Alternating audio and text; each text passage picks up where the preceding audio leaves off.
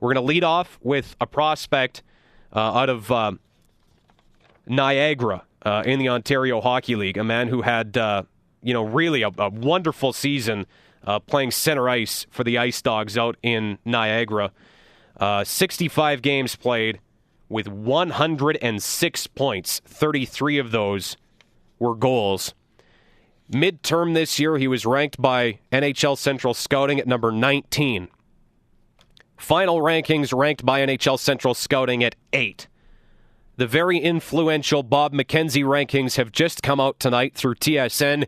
He is ranked 7th. So a consensus top 10 pick in the upcoming draft. Ryan Strome is with us on the show tonight, and we're glad to have him. Ryan, a pleasure. Thank you for finding time. How are you?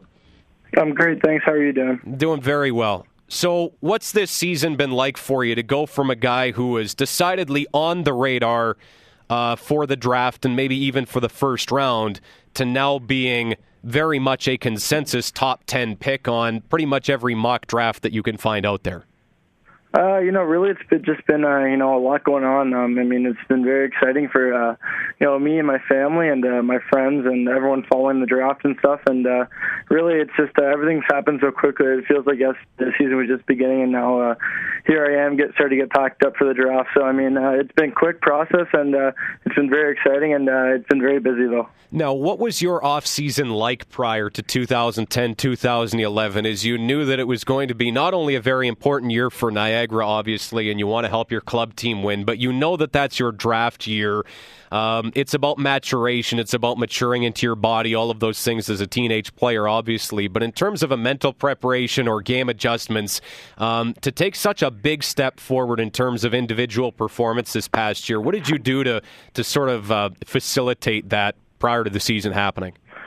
Really, from the physical, like you said, the physical standpoint is very important. And, I put in a big summer of, working out and, dedicating my entire summer to, wanting to get bigger and better and stronger. And I really just wanted to have no regrets after the season. It's very important, like you said. And, I just wanted, at the end of the season, come out saying, I did everything I could in the off-season to be ready. And just whatever happened on the ice, let it happen. And, off the ice, though, I think it was just a year of maturity really helped. And, seeing the leagues and all the teams and all the rinks before, and now, second year, just being a little bit more comfortable and being in the situation, help with the young guys and, be a leader on the team. I think it was very different for me, and I think I just, grew as a player and grew as a person, and I think I've contributed to my success. This is Ryan Strome joining us on the show tonight, center iceman out of Niagara in the Ontario Hockey League, listed at 6 feet and 183 pounds, and I suppose that can change sort of on a weekly or monthly basis at that point. Is 6 foot even, 183 pounds accurate right now, Ryan?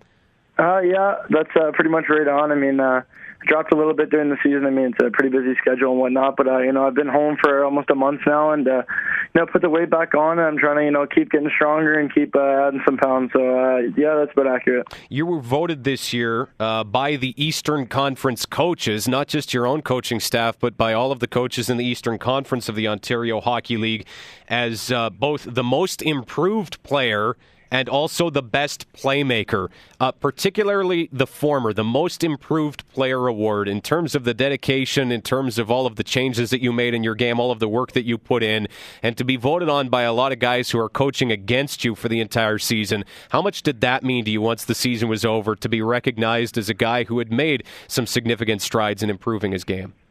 It's a huge compliment, and like I said, that's probably one of the most humbling things I've heard, all season. Just to know where I came from last year, and kind of like you said, flying under the radar and just kind of doing my own thing to, standing out in the coach's eyes. That means a lot to me, and I feel very honored that people think that, and it's very humbling.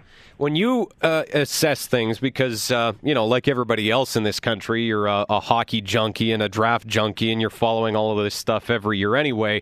It's a very interesting draft to be a center iceman, a very interesting draft to be a forward in, because you've got a lot of top-end talent and a lot of guys who sort of play the game a little bit differently. You're right up there with Ryan Nugent-Hopkins and Jonathan Huberdeau and Sean Couturier. There are a lot of names that are sort of in the same mix. What if you were sitting across the table from an NHL GM right now trying to sell him on Ryan Strome, what would you say is present in your game or your attitude or whatever that should sort of, maybe elevate you, a little higher in the class, I guess, motivate them to pick you?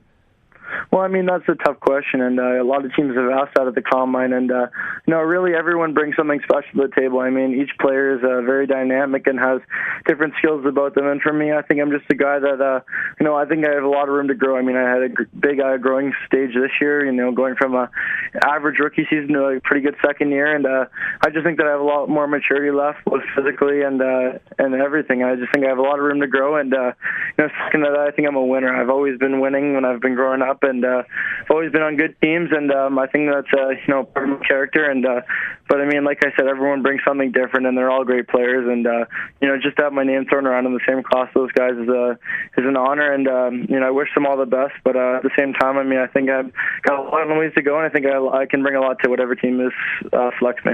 I talked to Ryan Nugent-Hopkins recently, and he informed me that he had bulked up a little bit.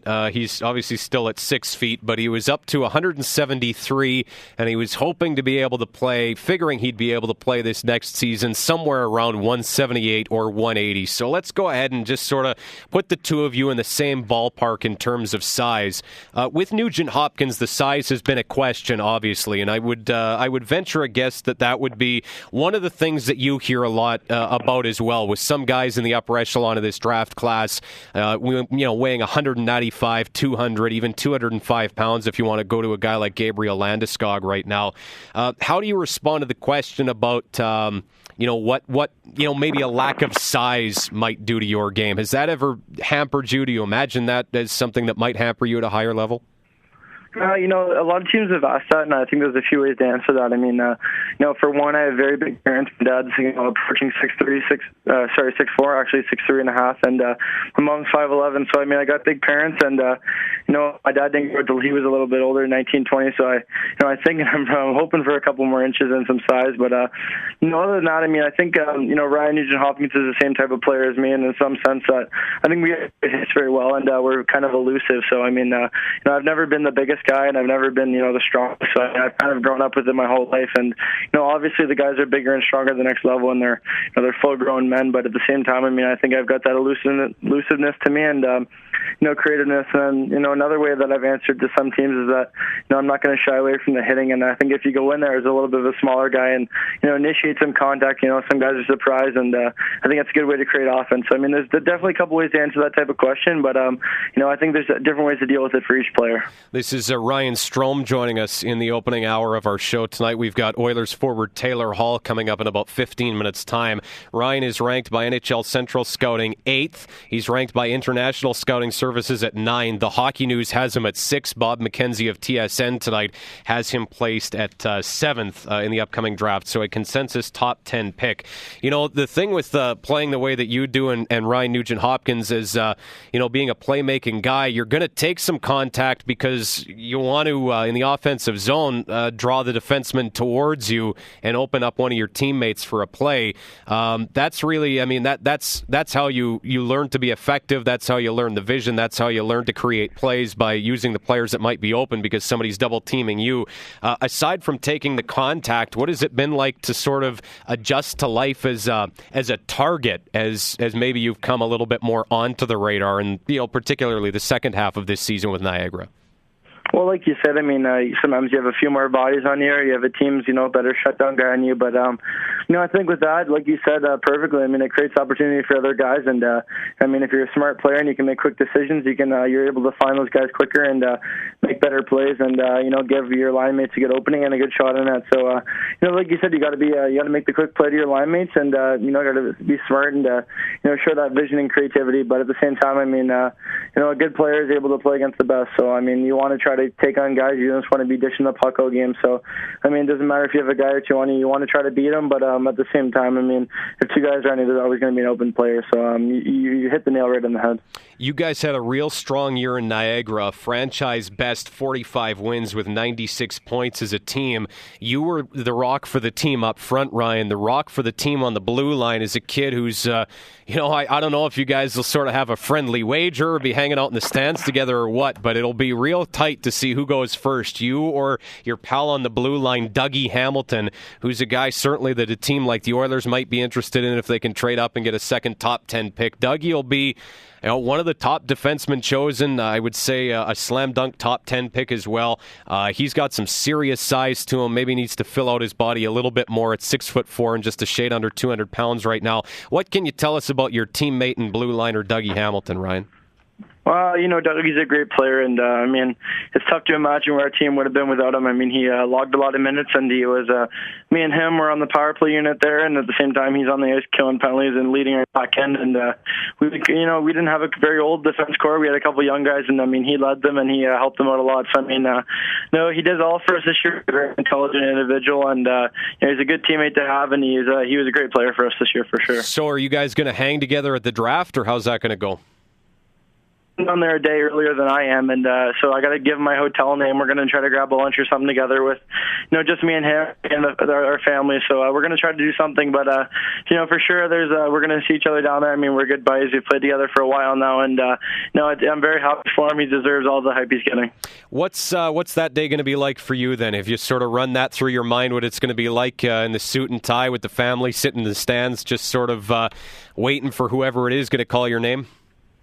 It's going to be very nerve-wracking, but at the same time, it makes the draft very exciting. It's like you said earlier, it's an interesting draft, and we're not too sure what's going to happen. Really, it's a wide-open range, kind of in the range that I'm sort of projected in. So it'll be very exciting to see what happens, and be sitting there with not too sure what's going to happen. Like I said, so be some nerves and some excitement, but at the same time, it's the NHL draft, and it's something that I've worked very hard for, and my parents and my family and my brothers and all my friends have really helped me strive towards. So it's going to be a very exciting moment for everyone, and we're all just very excited. We're just trying to soak it all in, and enjoy the experience because it only happens once. So, do you have any idea where you might go? A team that has sort of called you a little bit more, met with you a few more times, asked you some more questions, sent guys to your house? Is there one that stands out as you come away thinking, man, they've really shown a lot of interest in me here. Maybe I'll go there. You know what? I wish I could tell you because everyone's asking me the same question. But most of the teams have been doing the same thing. Interview, maybe two, but really other than that, it's been completely low key from my end here, and when they call, answer and tell them what they want to hear. But other than that, I really haven't heard too much, or I don't really know too much. Maybe hopefully when I get down there Wednesday or Thursday, I meet up with my agent, and some things might be a little bit more clear after teams get down there and do their final lists or whatever. But right now, your guess is as good as mine, and I think that's what makes it a little bit exciting, though. Well, Ryan, I do appreciate your time. I'll see you down in Mini on Thursday at the lunch, and I'll shake your hand and introduce myself. But until then, thanks a lot for making time for us tonight. Thanks a lot. Take care, guys.